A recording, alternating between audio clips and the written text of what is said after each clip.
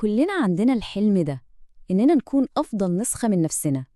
طيب الشرح اللي معانا النهاردة مش مجرد لستة نصايح وخلاص، لأ، دي تعتبر رحلة حقيقية لتطوير الشخصية خطوة بخطوة عشان نوصل للنمو والازدهار اللي كلنا بنتمناه في حياتنا. فيلا بينا نبدأ رحلتنا ونكتشف الخطوات دي.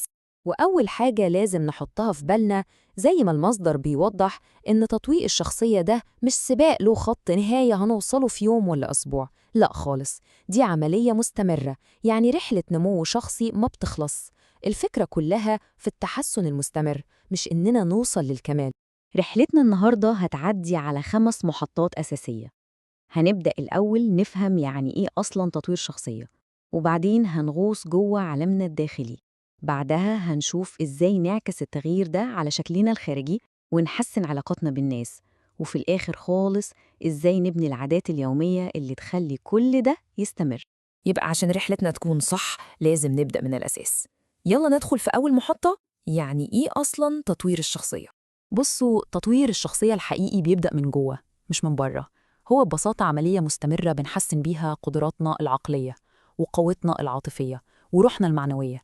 يعني الموضوع مش تغييرات سطحية، لأ، ده تقوية للأساس نفسه اللي بنبني عليه حياتنا عشان نوصل للنمو والازدهار.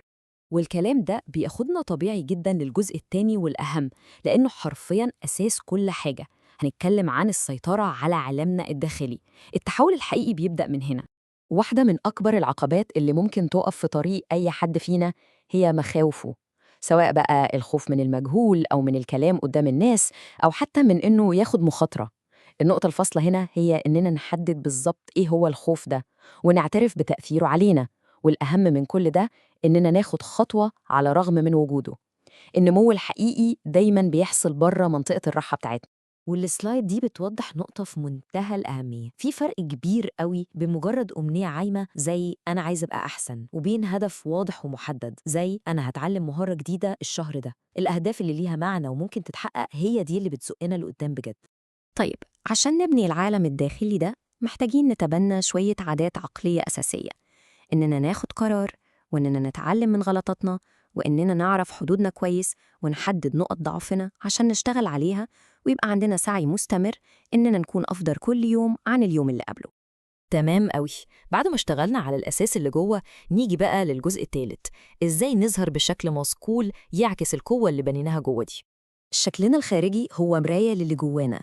المصدر هنا بيركز على كام عنصر كده، زي لغة الجسد الإيجابية واللبس المناسب للمكان والمظهر العام اللي فيه اهتمام والتحكم في تعابير الوش وكمان تسريحة الشعر المناسبة.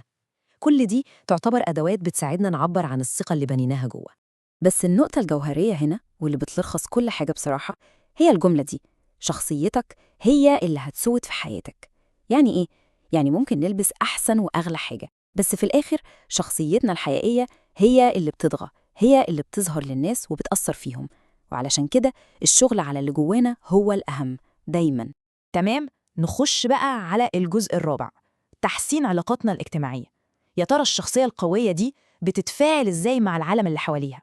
يمكن من أهم المهارات اللي ممكن نكتسبها هي التحكم في ردود أفعالنا وقت الغضب.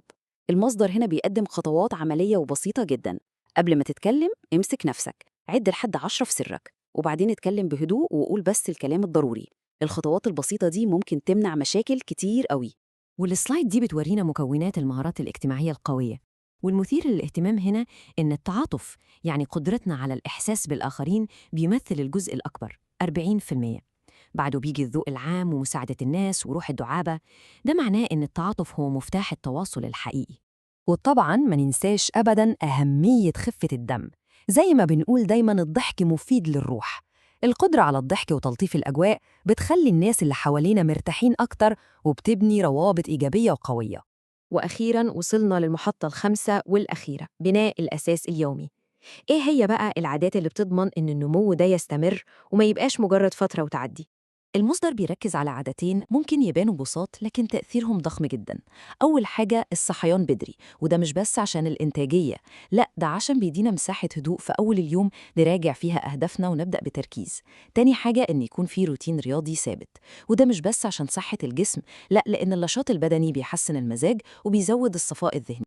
وفي النهاية الرحلة الطويلة دي كلها بتبدأ بحاجة واحدة بس، بقرار واحد: قرار حاسم بالنمو والتغيير. اللحظة اللي بناخد فيها القرار ده هي نقطة التحول الحقيقية اللي بتشغل كل حاجة بعد كده. ويمكن دي أقوى رسالة في الشرح ده كله.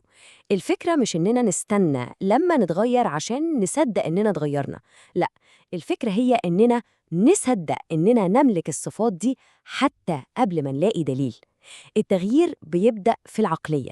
لما نتبنى عقلية الشخص اللي عايزين نكونه، تصرفاتنا هتبدأ تمشي ورا العقلية دي. وبكده السؤال اللي محتاجين نسيبه مع نفسنا هو: يا ترى هنقرر نكون مين بكرة؟